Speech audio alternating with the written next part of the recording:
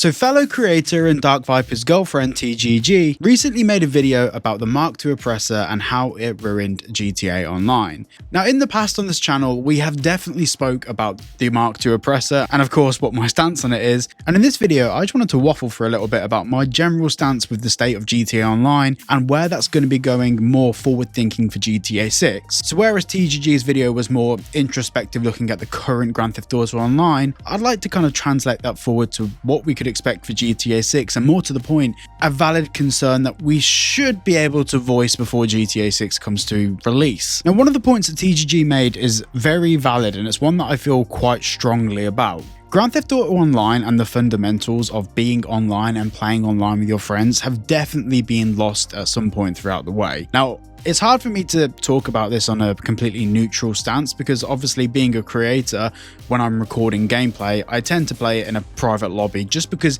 it makes it easier just to record. It makes the gameplay smoother rather than things going wrong, people blowing you up.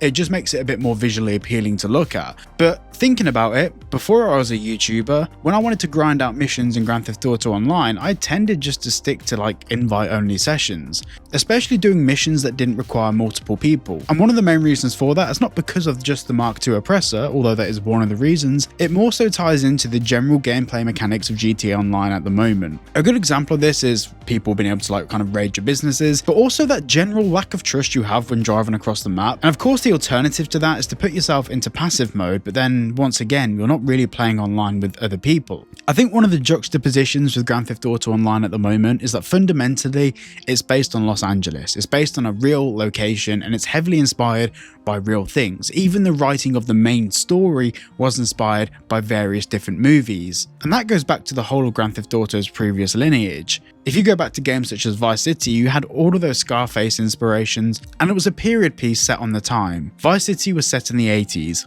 Grand Theft Auto 4 at the time was set in a present world. And with Grand Theft Auto 5, it started off as this relatively kind of grassroots story of 3 individuals in present day, but when it came to Grand Theft Auto Online, those goals were definitely shifted. A good example is when Grand Theft Auto Online first came out, when we had the first iteration of online gameplay for GTA 5, the actual conversations that people were having were very different. It was more of a case of joining Grand Theft Auto Online for a social setting to play games with your friends. There weren't any of these really crazy missions that we see today, there weren't any futuristic vehicles, and it became more about a slightly more grassroots grind where the objective was to earn money to buy cool vehicles and to experience new updates that were relatively small in the grand context of the game. Then if you fast forward just a couple of years as we started getting these new Grand Theft Auto Online updates and DLCs, we started to see a very keen shift from Rockstar to a format for Grand Theft Auto Online that was built on encouraging players to earn money, not necessarily to buy vehicles or property or to expand their enjoyability of the game, but to actually invest that money back into the game to do new missions. This kind of started to breed a culture within the game where people were having to grind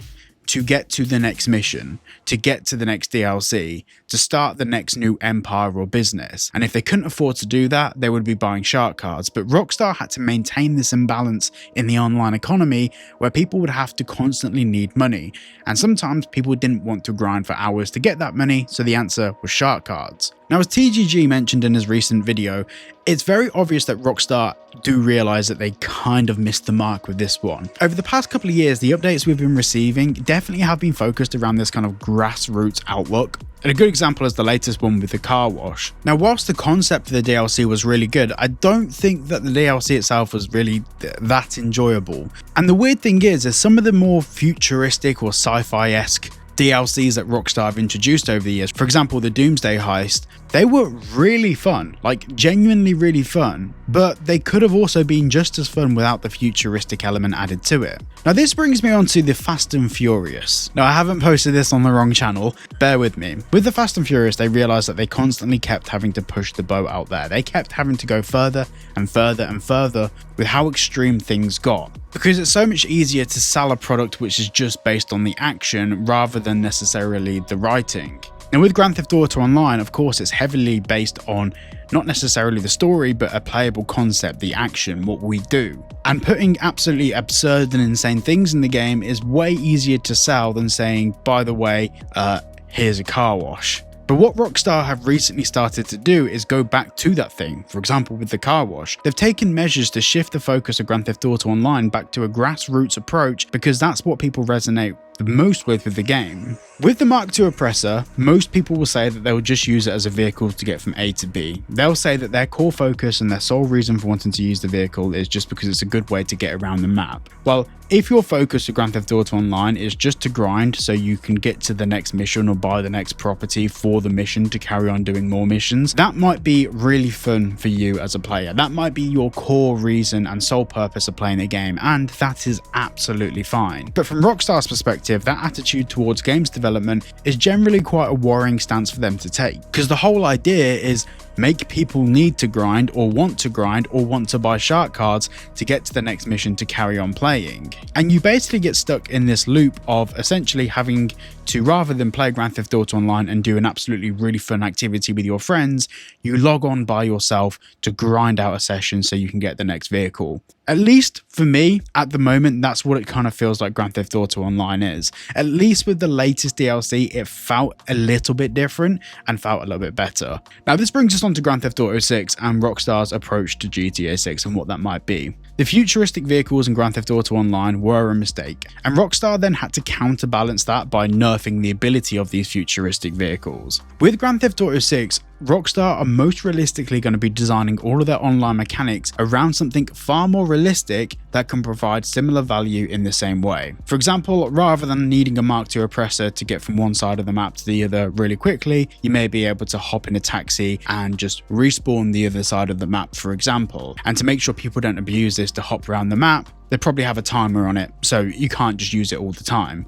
That's just an example, that's just me throwing shit at the wall and seeing what sticks, but the whole point there is that all the problems that the Mark II Oppressor fix, there's far more logical, grassroots and grounded ways for that to be fixed within games design. If it's about getting across the map, maybe they can do a system where you can teleport to a different apartment.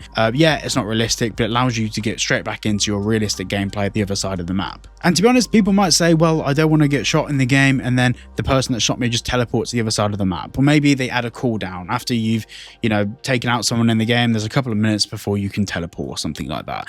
There's many different ways that they can do it to make it relatively fair and overall just a bit of a better mechanic. But if Rockstar focus on making a realistic version of Grand Theft Auto Online, where we actually own somewhat believable businesses, we're not doing a doomsday heist, we're not doing some really futuristic missions that are sending us up into space. If they can avoid all of that and keep the core fundamentals of a realistic, grounded, and driven GTA game, it will be amazing. I'd love to be able to set up a lobby with like 50 of you, whatever that online number might be, where we just basically all hang out, we chat, we have a good time, and during that session we would actually be able to do group activities in the game, realistic activities like play pool or go bowling or do boat racing online or something. Doing all of those things together as a community would be far more interesting than loading into GTA Online. There's 3 people with Mark II Oppressors and a Deluxo, and then we're trying to save the world. So whilst I agree that futuristic vehicles currently being in Grand Theft Auto Online may serve a very valid purpose for a lot of people, it's also true that all of the things the vehicle is used for could have actually been replaced with better mechanics. Thank you for watching, and I shall see you all